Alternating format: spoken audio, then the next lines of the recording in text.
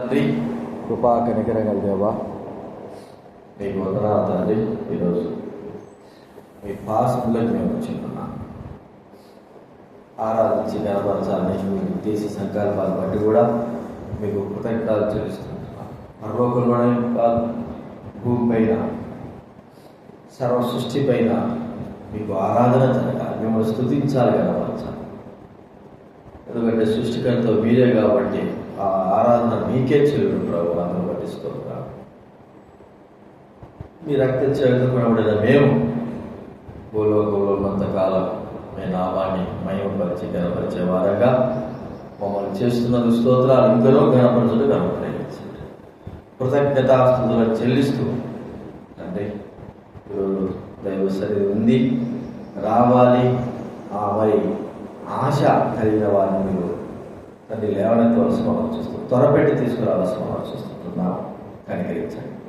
కృతజ్ఞులమై వందనాలు చెల్లిస్తూ యేసు నామమున ప్రార్థించి అడిగొచ్చున్నాం తండ్రి.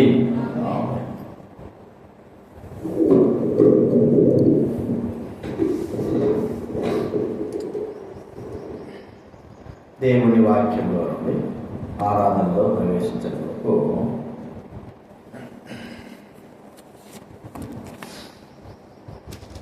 రెండవ సమూయేలు రాసిన గ్రంథం 22వ అధ్యాయం. సమూయేలు రాసినటువంటి 2వ సమూయేలు 22వ అధ్యాయము 19వ వచనం మనం అందరం కూడా కలిసి చదువుకుందాం. 22:19. 2వ సమూయేలు 22వ అధ్యాయము 19వ వచనం అందరం చదువుకుందాం. దైవగ్రంథం ఉన్న వాళ్ళు చదవండి. ఆపత్కాలమందు వారిని యెహోవాను ఆదుకొను, విశాలమైన స్థలములను తోడుకొని వచ్చెను. అదే 2వ సమూయేలు గ్రంథంలో 10వ అధ్యాయం 11వ వచనం. 10వ అధ్యాయము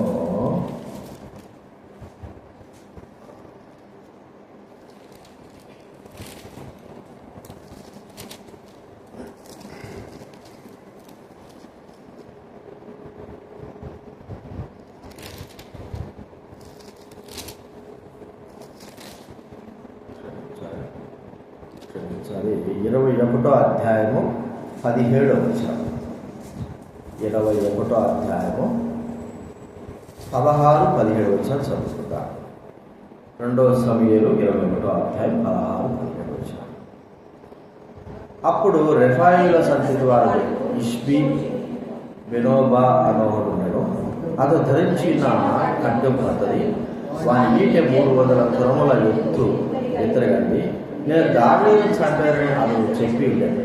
సిరియా కుమారుడు అభిషై రాజును ఆదుకొని ఆ ప్రీతిని కొట్టి చంపాను. దావీదు జనులను చూసి, నువ్వు ఇశ్రాయేలుకు దీపము నీవు ఆరిపోకున్నట్టు నీవు ఇది మీద మాతో కూడా యుద్ధంలో రాకూడదని చేత ప్రమాణం చేయించింది. 2 విషయాలు చదువుకున్నా 2వ సమూయేలులోనే. ఈ వచనాల్లో ప్రాముఖ్యమైనటువంటి ఒక మాట మనకు కనబడతారు. చెప్పండి ఆ మాట. 2 వచనాల్లో కూడా మనకు ఆ మాట మనం చూడగలుగుతాం. చదువుకున్నాం కదా, చెప్పండి. ఆదుకొనుట కదండి. ఆదుకొనుట అర్థం ఏమిటి?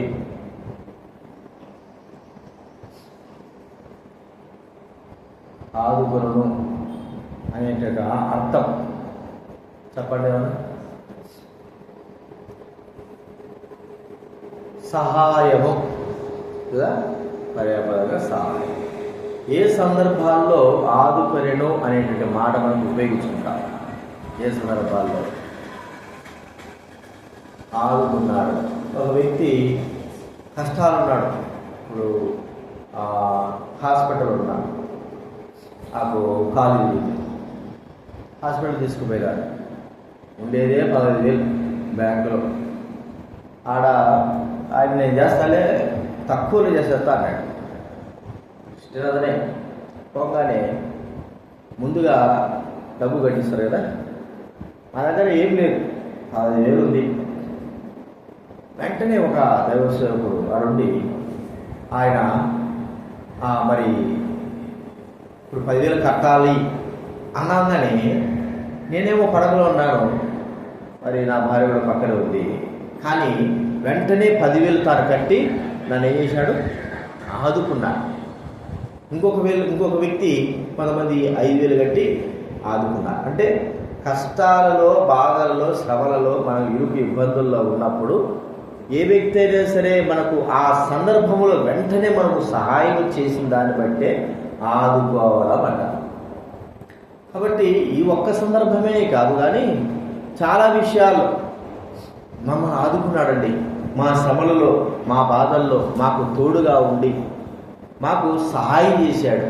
మేము ఏ పరిస్థితిలో ఉన్నామో మమ్మల్ని ఆదుకున్నాడు అనే మాట మనం ఇక్కడ ఉపయోగిస్తాం. దావీదు మహారాజు కూడా అదే మాట చెప్తుంటాడు, యెహోవా నన్ను ఆదుకొనెను. తన సందర్భం కూడా మనకు తెలుసు. యుద్ధానికి వెళ్తే ఫిలిష్తీయులు ఒకడు వచ్చి నేను చంపేస్తా రాదు అన్నప్పుడు వెంటనే అక్కడ ఉన్నటువంటి మరి సిరియా కుమారుడు వచ్చి దావీదుని ఏం చేశాడట, ఆదుకున్నాడు. అంటే అతను అప్పటికే సొమ్మసిల్లిపోయినాడు. దావీదు చాలా మరి కష్ట పరిస్థితుల్లో ఉన్నాడు, మరణాపాయంలో ఉన్నాడు. తను ఏం తోచిన పరిస్థితిలో ఉంటే వాడు ఏమో చంపడానికి వస్తాడు, చాలా హైట్ ఉన్నాడు మనిషి. వెంటనే సిరియా కుమారుడు వచ్చి అక్కడ ఆదుకొని దావీదుని ఆదుకొని ఆ వ్యక్తిని చంపేసినాడు. ఇది మనము ఆ దావీదు మహారాజుకి తన జీవితంలో రియల్గా జరిగిన సన్నివేశాలు, ఆదుకోవడం, ఇలా ఎన్నో దేవుడు తను ఆదుకున్న విధానాన్ని చూస్తే సౌలు తలుపుతున్న పరిస్థితుల్లో, తనకు ఆకదములుగా ఉన్న పరిస్థితుల్లో, మరణాపాయం దగ్గర ఉన్న పరిస్థితుల్లో దేవుడు ఎంతగా ఆదుకున్నాడో అవన్నీ కూడా తనకు గుర్తుకొచ్చి మన జీవితంలో కూడా దేవుడు ఆదుకున్న విధానాలు ఎన్నో ఉన్నాయి. 1 కాదు 2 కాదు. ప్రతి ఒక్కరి జీవితాలు మనం చెప్పమంటే సాక్షణాన్ని ఇట్లా ఆదుకున్నాడు, అలాగా ఆదుకున్నాడు, దేవుడే ఈ కార్యం చేశాడు, దేవుడే నాకు సహాయం చేశాడు, దేవుడే నన్ను ఆ పరిస్థితులు ఆదుకోకపోతే నేనేమైపోయేవాడను అని కూడా చెప్తా ఉంటా. కాబట్టి ఆదుకోవడం అనేది ప్రభు యొక్క గుణం. మరి ఆ వ్యక్తి ఎలాంటి వాడైనప్పటికీ కూడా దేవుడు, ఎందుకంటే మనం మట్టి వారిని ఆయన చూసు, మనం దేనికి పనికిరామని ఆయన చూసు, అలాంటి వారిని ఆయన మనల్ని ఆదుకున్నాడు. ఎలాగ ఆదుకుంటున్నాడు చూడండి. లూకా రాసిన సువార్త 10వ అధ్యాయం కొన్ని విషయాలు మనం చదువుకుందాం. 10వ అధ్యాయము 30వ వచనం నుంచి 35 వచనాల వరకు మనం మార్చి చదువుకుందాం. లూకా రాసిన సువార్త 10వ అధ్యాయం 30వ వచనం నుంచి 35 వచనాలు మార్చి చదువుకుందాం. అందుకు యేసు ఇట్లను, ఒక మనుషుడు యెరూషలేము నుండి యెరికో పట్టణంలో దిగి వెళ్ళుచు దొంగల చేతిలో చిక్కాను. అతని బట్టలు దోచుకొని అతను కొట్టి కొరప్రాణముతో విడిచిపోయేది.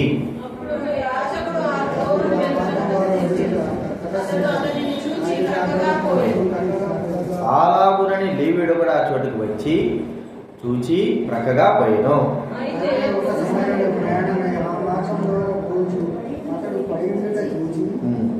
అతని చూచి అతని మీద జాలిపడి దగ్గరకు పోయి నూనెయు ద్రాక్షరసం పోసి అతని గాయములను కట్టి తన వాహనం మీద ఎక్కించి యొక్క పూటకొలవాని ఇంటికి తీసుకుని పోయి అతన్ని పరామర్శించెను.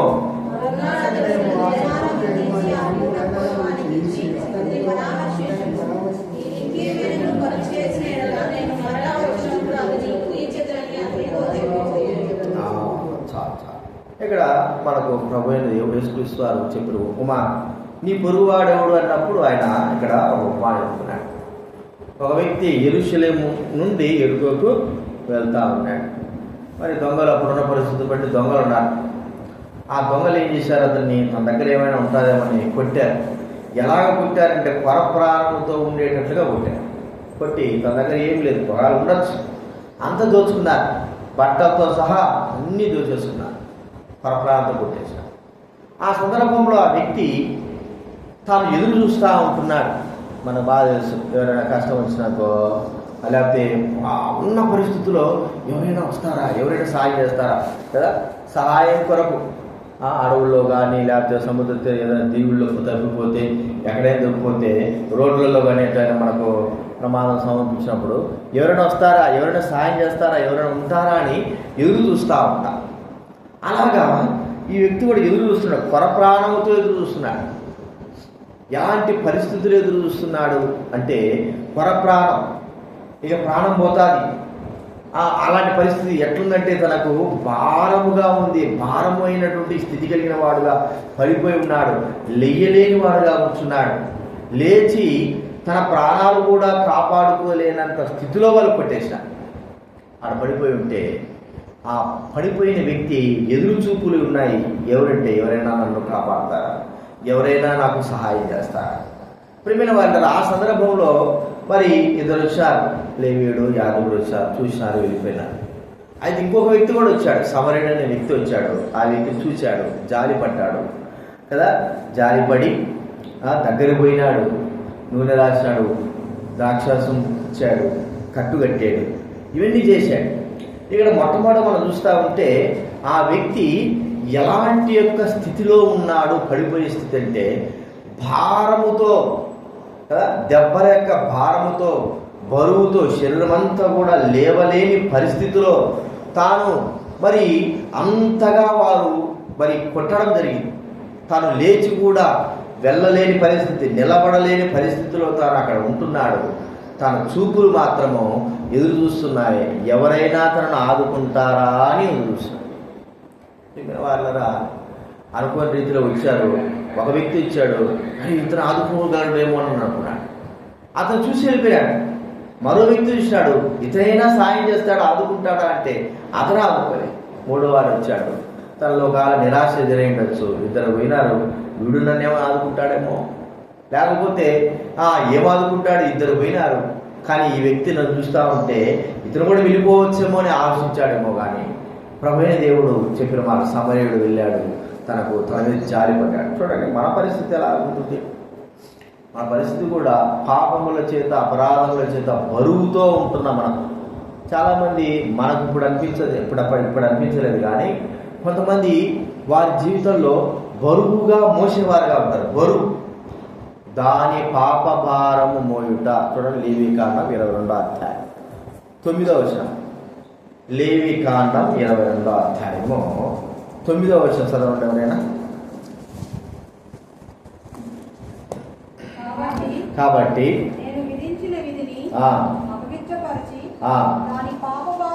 దాని పాప భారమును దాని పాప ప్రభు అన్నాడు కదా, యేసు ప్రభు అన్నాడు, ప్రయాసపడి భారం మోసుకుంటున్న సమస్తోద్దా.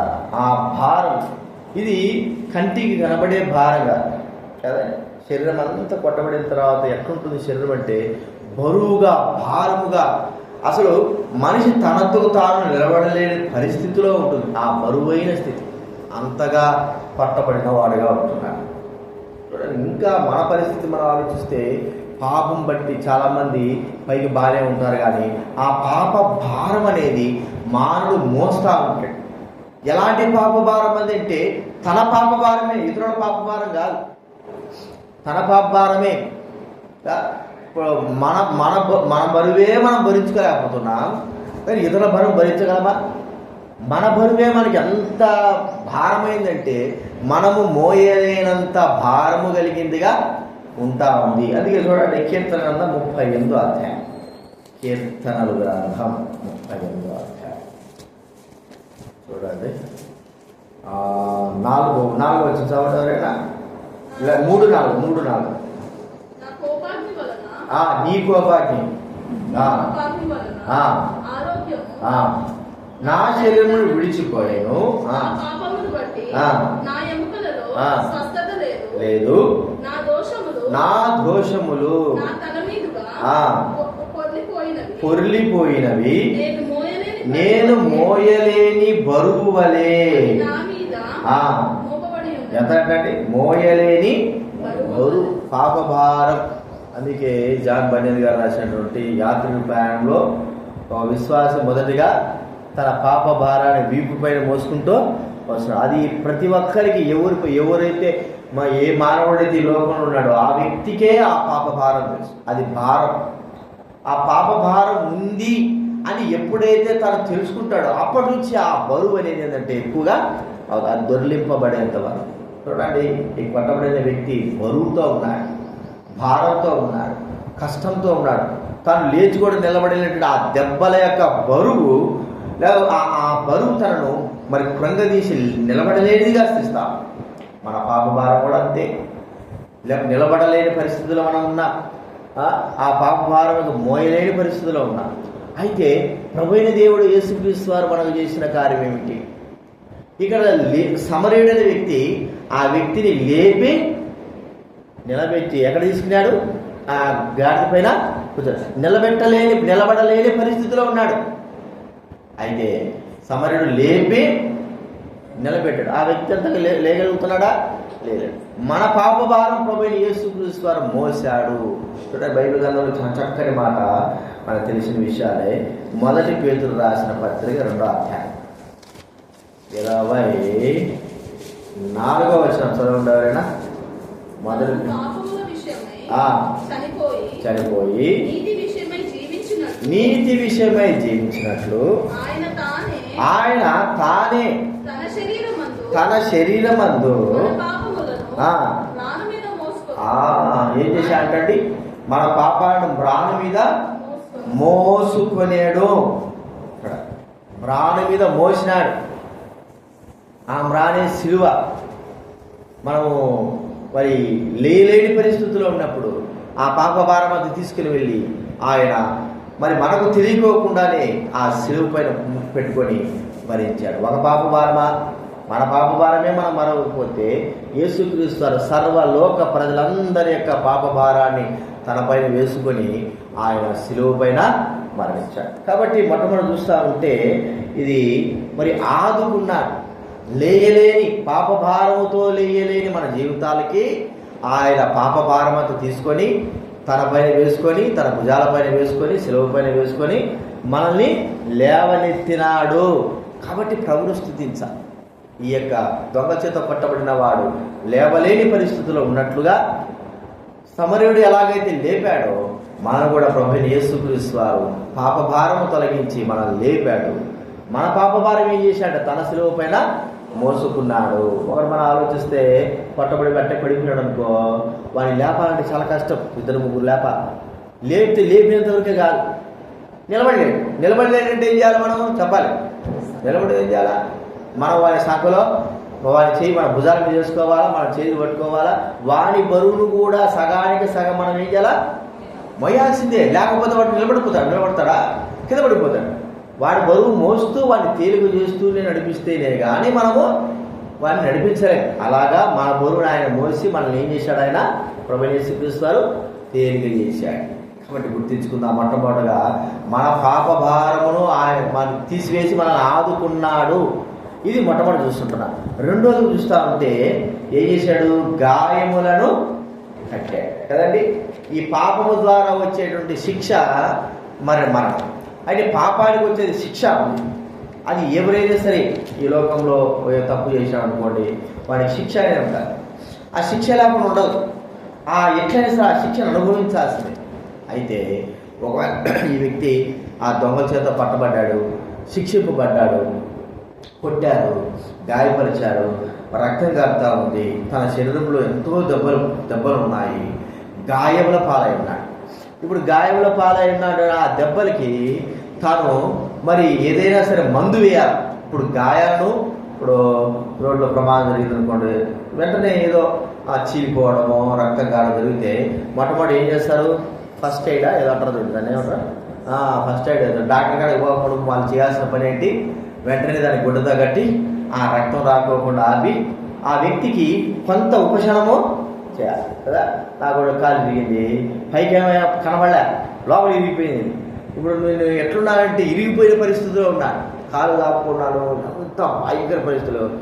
వెంటనే 108 వచ్చింది. వాళ్ళు చేయాల్సిన పని ఏంటి? అప్పటికప్పుడు వాళ్ళు అక్కడే ఆపరేషన్ చేస్తారా? ఏం చేయాలి? ఇప్పుడు హాస్పిటల్కి పోయేంత వరకు ఆ వ్యక్తికి ఏం కావాలా? ఫస్ట్ ఎయిడ్ చేయాలి. అప్పుడు కాలు కింద ఒక అట్ట పెట్టి ఎంత కష్టమో భరించలేకపోతా ఉన్నాను.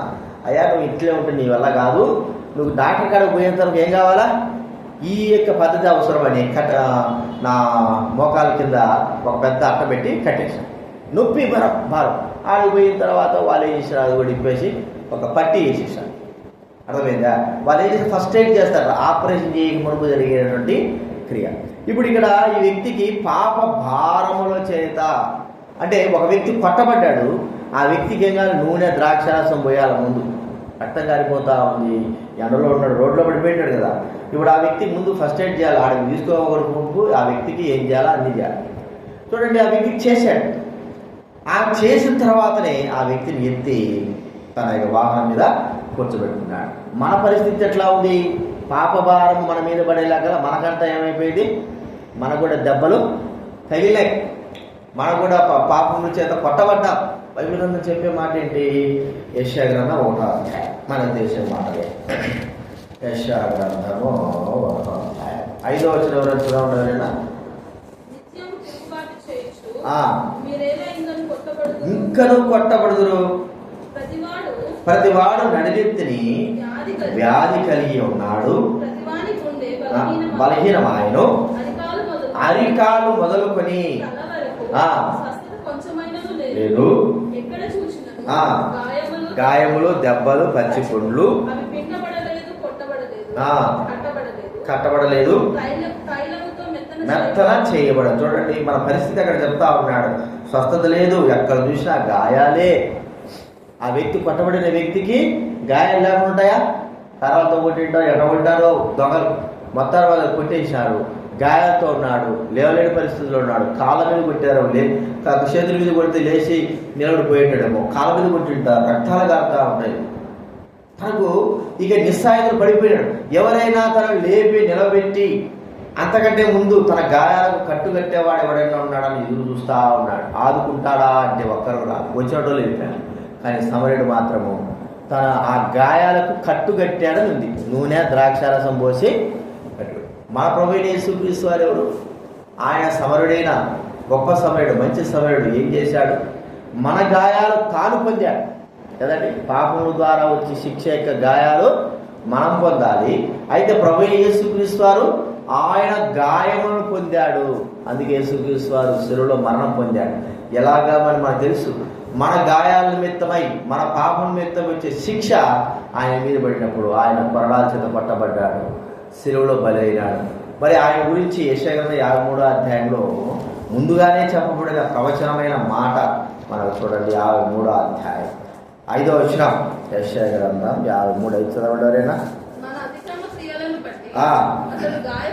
గాయపరచబడెను, నలుగొట్టబడెను, పడెను, దెబ్బల చేత. అతడు పొందిన దెబ్బల చేత మనకు స్వస్థత. ఇదేంటండి, దెబ్బలు పొందింది ఆయన స్వస్థత మనకి ఎట్లా?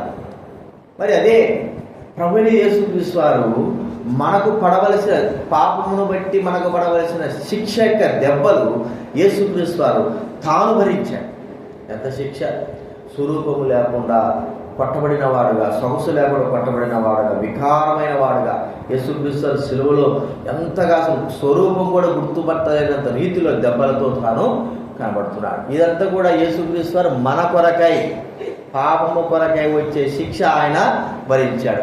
ఈ విధానంలో యేసుక్రీస్తు వారు మనల్ని ఆదుకుంటున్నాడు. అర్థమైందండి? ఇప్పుడు వీరికైతే కొట్టబడింది, అయిపోయింది, కొట్టేశారండి. అయితే మనకి ఇంకా కొట్టకపోతే అయితే మన పాపాలకు వచ్చే శిక్ష కొట్టబడాలా? దానికి ముందే, మనకు కొట్టబడక మునిపే మన కొరకై తాను శిక్ష పొందేసినాడు. మన కొరకై, మన పాపములకి శిక్ష తన శరీరం పైన భరించినాడు. ప్రియమైన వాళ్ళ, యేసుక్రీస్తు వారు ఎంత గొప్పవాడండి. మన కొరకే ముందుగానే చేశాడు. అవును, ముందుగానే చేశాడు. ఇప్పుడు ఆయన మనకు స్వస్థత ఇస్తున్నాడు.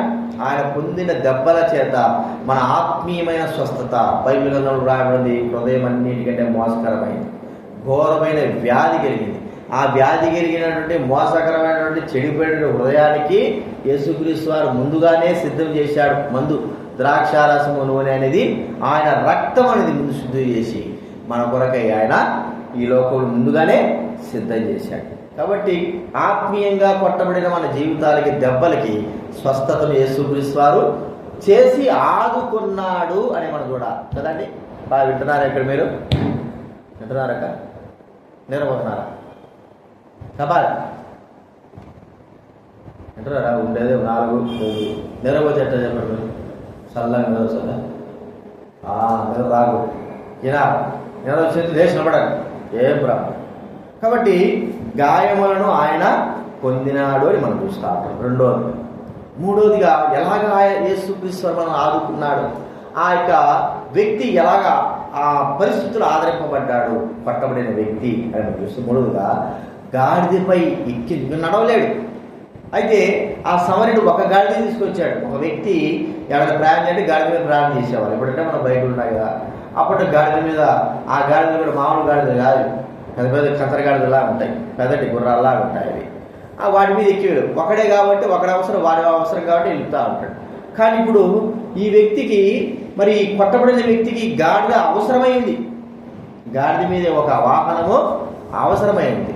ఈ వాహనము ఇంకొకటి ఉంటే పర్వాలేదు, కానీ ఆ వ్యక్తిదే ఉంది కాబట్టి ఏం చేశాడు, మూడో మనిషి గాడిద పైన ఎక్కించాడు. ఎక్కలేని పరిస్థితి ఎక్కించి అక్కడ తీసుకువెళ్ళాడు. పూటకొల్ల వాడి ఇల్లు. ఆ దినాల్లో వాళ్ళు చూడాలంటే పూటకొల్ల అంటే నర్సు, డాక్టర్, ఆసుపత్రి అనుకుందాం. అప్పట్లో ఆ యొక్క ఏమంటారు శరణాలయాలు ఏదో అంటారు, పాతకాలంలో ఉంటారు, సత్రాలు కానీ తీసుకోవాలి.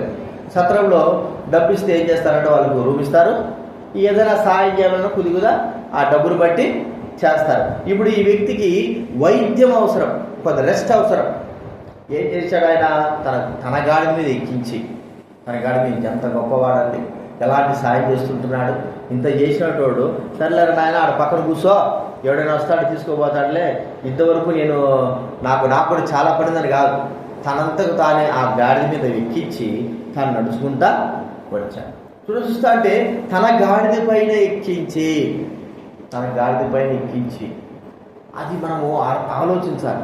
తీసుకుని వెళ్ళాడు, పూటకొల్లని వాడిని తీసుకువెళ్ళాడు, సత్రంలో తీసుకువెళ్ళాడు, మంచిగా తయారు చేసే వ్యక్తిగా తీసుకుని వెళ్ళాడు. ప్రియమైన వాళ్ళరా, ఎంతగా ఆదుకుంటున్నాడు. ఎంత పరిస్థితి, రోడ్లో పోతున్నారు అనుకోండి, వాడు యాక్సిడెంట్ అయి పడిపోయింటాడు. పడిపోయింటే 2-3 కూడుంటే 2-3 ఉన్నారు. మనకు కూడా మనసు ఉంటారు, ఏం చేయాలా ఇప్పుడు ఈ వ్యక్తిని. అందరూ వాళ్ళు పిలుస్తాడు వీళ్ళు పిలుస్తాడు అంటా ఉంటారు, కానీ వాడిని ఎత్తుకొని వెళ్ళేంత స్థితి ఉండదు. ఇప్పుడు అసలు అట్లా ఉంటుందా? ఏమనంటే ఉన్నట్టు ఫోన్ చేస్తారు, వాడు ఎప్పుడే రాని, అప్పుడు కూడా వీడు రావాల్సిందే. అర్థమైంది? వాడికి పడిపోయినాడు, వెంటనే ఎత్తుకుని వెళ్ళాలనేటువంటి తలంపు మనుషుల్లో రాదు. ఎందుకు అంత శ్రమ, ఎందుకు? 108 కొడితే వీడు బాగా అనుభవించినా పర్వాలేదు, వాళ్ళే వచ్చి ఏం చేస్తారు, తీసుకెళ్ళి వెళ్తారు. కానీ 108 వచ్చే తర్వాత కూడా కాదు, ఈ గాడి మీద ఎక్కించుకొని వెళ్ళిపోయి అక్కడికే తీసుకెళ్ళి వెళ్ళాడు పూటకొల్లని వాడిని. ప్రియమైన వాళ్ళరా, ప్రభువైన యేసుక్రీస్తు వారు మన కొరకై తాను సమస్తాన్ని వదులుకోవలసిన పరిస్థితి ఏర్పడింది. తన గాడిదలు వదులుకున్నాడు, తాను సుఖాన్ని వదులుకున్నాడు. ఒకవేళ ఏ పని మీద పోతున్నాడో ఆ సమరయుడు ఆ పనిని కూడా వదులుకున్నాడు. ముఖ్యము ఆ వ్యక్తి, కొట్టబడిన వ్యక్తి యొక్క క్షేమము ప్రాముఖ్యము, ఆ వ్యక్తిని ఆదుకోవడం ప్రాముఖ్యము. మనకు అర్జెంటు పని ఉంటుంది, మన కళ్ళ ముందు జరిగి ఉంటాయి, మనం చూస్తూ ఉంటాం. చూసి ఆ కోడిలో వస్తాను 10 మంది వస్తారు, ముందు మన పని కావాలని మనం పోతాం, మన పని పోతాం. అదే మనకు జరిగింది అనుకో, ఆ పరిస్థితి మనకు జరిగితే ఎవరైనా వస్తారా, ఎవరైనా చేస్తారా, ఎవరైనా సహాయపడతారా అని ఎదురు చూస్తూ ఉంటాం. అయితే దేవుడు కొన్ని సందర్భాల్లో ఎదురు చూసినా తొడకపోయినా మనకు మాత్రం సహాయం చేస్తాడు. ప్రియమైన వాళ్ళరా, యేసుక్రీస్తు వారు మన పరిస్థితిని చూసి మనకు సహాయం చేయడానికి పరలోకం వదులుకొని భూలోకంలోకి, ఈ లోకంలోకి ఆయన ఒక నరుడిగా దిగి వచ్చాడు. అవసరమా? ఈ లోకంలోకి రావడానికి అవసరమా? ప్రజలను రక్షించాల్సినంత అవసరమా? మనుషులు ఎలాంటి వారమో మనకు తెలియదా? ఏవి 2 పోయినారు కదా, వెళ్ళిపోయినారు కదా, లేవీడు మరి యాజకుడు వెళ్ళిపోయినాడు కదా, వీడు కూడా వెళ్ళిపోవచ్చు కదా, వీరికి అంత అవసరమా అంటే, ఎందుకో సమరయుడు వెళ్ళాడు, ఆడు చూడగానే జాలిపడ్డాడు. అని ఈ వ్యక్తికి మనం ఇట్లా వదిలిపెడితే చచ్చిపోతాడు, వాడెవడో పోయినాడో వాడెవడో వద్దన్నాడు అని మనం అనుకుంటే ఈ వ్యక్తి యొక్క ప్రాణం ఏమిటి అని ఆ వ్యక్తి తన పనులన్నీ కూడా ఆపుకొని తన గాడి మీద ఎక్కించుకొని వెళ్తూ ఉంటున్నాడు. ప్రభువైన యేసుక్రీస్తు వారు మనం రక్షించాల్సినంత అవసరం ఏముంది, కాపాడాల్సినంత అవసరం ఏముంది, పరలోకం నుంచి భూలోకానికి రావాల్సిన అవసరం ఉంటుంది. అది కూడా మనుషుని యొక్క మరి జన్మ జన్మించాల్సిన అవసరం ఏముంది. మరి ఇక్కడికి వచ్చిన తర్వాత ఆయన మనుషుల చేత మరి ఆ యొక్క దెబ్బలు లేకపోతే మనుషుల చేత అవమానం పొందాల్సిన అవసరం ఏముంది. ఇవన్నీ అంత అవసరమా? మనం అనుకుంటాం మనకు అంత అవసరమా? ఏం మనకు అంత అవసరం? ఎవడో చూసుకుంటాడు పోయా, మనకి అంత అవసరమా? మనకే పనులు ఎక్కువ ఉండాలి. కానీ యేసుక్రీస్తు వారు ఎన్ని కాదు, మన పరిస్థితి గమనించి మనకు సహాయం చేయడానికి ఆయన ఈ లోకంలోకి దిగి వచ్చినాడు. ఎంతవరకు దిగి వచ్చాడు? సహాయము చేసి పోయేంత వరకు కూడా ఆయన అన్నీ కూడా తనకు కలిగిన వాటిన్నిటికి కూడా నష్టపడడానికి ఇష్టపడ్డాడు. ఎంతగా ఆదుకున్నాడని మనం అంట. బాగా అయిపోయిన తర్వాత ఒకవేళ ఆ పూటగల వాటిలో పెట్టిన తర్వాత బాగా అయిపోయిన తర్వాత అయ్యా నన్ను ఆదుకున్నవాడు ఎవడయ్యా? ఆ సమయంలో అర్థం కాకపోయిండొచ్చు, ఆ బాధలు అర్థం కాకపోయిండొచ్చు, వెళ్ళిపోయినాడు. కానీ నన్ను ఆదుకున్నవాడు ఎవడు? నేను 2 చూశాను, 3వాడు వచ్చాడు ఆదుకున్నాడు, కానీ ఆ వ్యక్తి నేను ముఖం కనిపెట్టలేకపోయినాను. ఆ వ్యక్తి ఎవరో చెప్తావా? పూటగల వాడిని అడిగింటాడు. అయ్యా పలాడివాడు అంటే మరి అతను నేను చూడాలా, కృతజ్ఞత తెలపాలా. నా కోసం పనిగట్టుకొని నన్ను ఆదుకున్నాడు. చూడండి, మనల్ని కాపాడడానికి యేసుక్రీస్తు వారు ఎంతగా ఆదుకున్నాడు. పనిగట్టుకొని ఎవరైనా సరే మనం కాపాడడానికి ఈ లోకంలోకి వచ్చారా?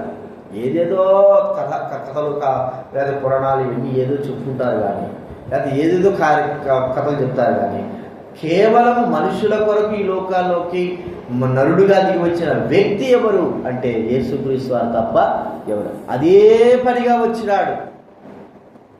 అదే పనిగా రావాల్సిన అవసరం ఏమిటంటే యేసుక్రీస్తు వారు. మనం గోమాడు చెప్పుకోవాలంటే ఆయన మన సృష్టికర్త కాబట్టి మన కోసం ఖచ్చితంగా రావాల్సి వచ్చింది, వచ్చాడు, తన ప్రాణం ఇచ్చి మనల్ని రక్షించడం అని గుర్తిస్తున్నాం. కాబట్టి గాయముల పాలైన గాడిద మీద ఎక్కించి మనం కోటకొల్లని వంటి గారికి తీసుకొచ్చి చివరిగా మనం చూస్తే బాగుపడడానికి కొరకై మన కొరకై క్రయమును ఇచ్చేశాడు. బైబిల్ గ్రంథం ఉంది కదా, ఏమంటున్నాడు?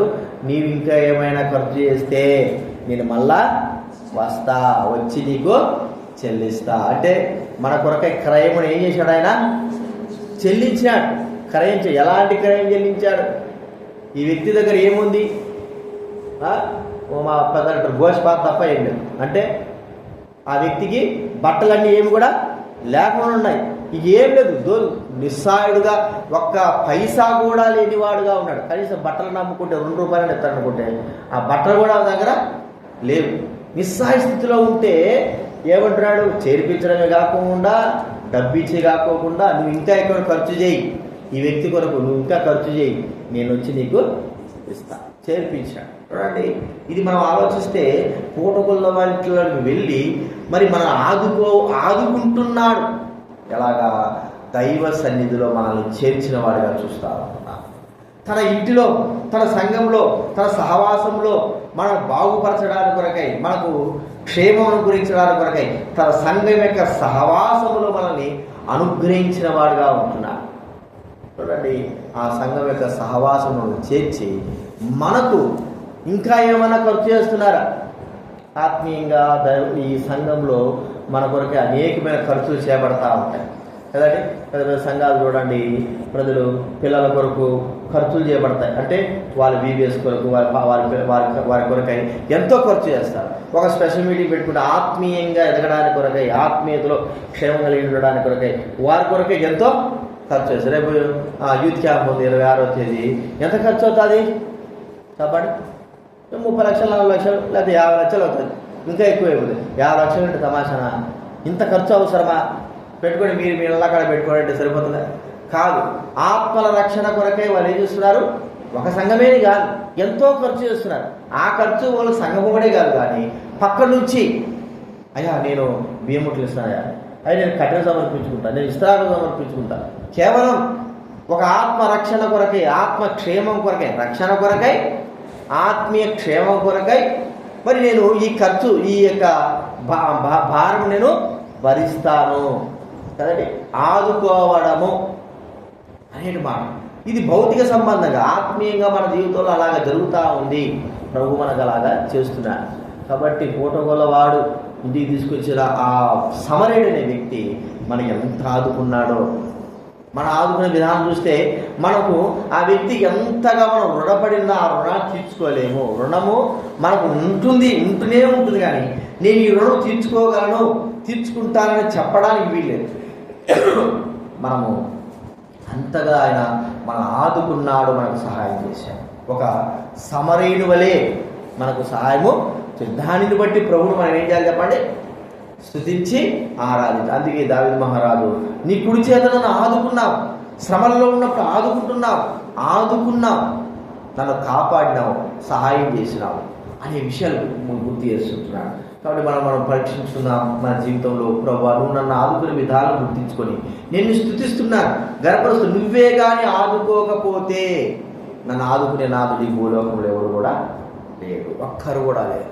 సమరయుడే కానీ చివరగా వచ్చిన సమరయుడు కూడా ఆదుకోకపోతే వాడి పరిస్థితి ఏంటి?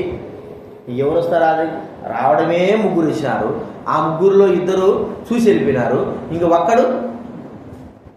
ఒక్కడు కూడా ఆదుకోకపోయింటే చచ్చిపోయాడు, అంతే కదా. ఒక్కడు కూడా ఆదుకోకపోతే ఆ ఒక్కడే యేసుక్రీస్తారు. కాబట్టి ఎంతోమంది వచ్చారు మహానుభావులు, గొప్ప గొప్పలు, అట్లా చేస్తే ఇట్లా చేస్తే వచ్చారు, ఏం ప్రయోజనం లేదు, వచ్చారు పోయినారు. కానీ యేసు ప్రభువారు ఆదుకోవడానికి వచ్చినటువంటి సహాయకర్త. ఆయన వచ్చాడు, ఆయన రావడము మనకు ఈ గొప్ప కార్యము జరిగింది. దానిని బట్టి ప్రభుత్వం మనము స్తుతి విషయాలు జ్ఞాపకం పెట్టుకుందాం, ఆరాధనలో ప్రవేశిద్దాం. మళ్ళీ లేచినప్పుడు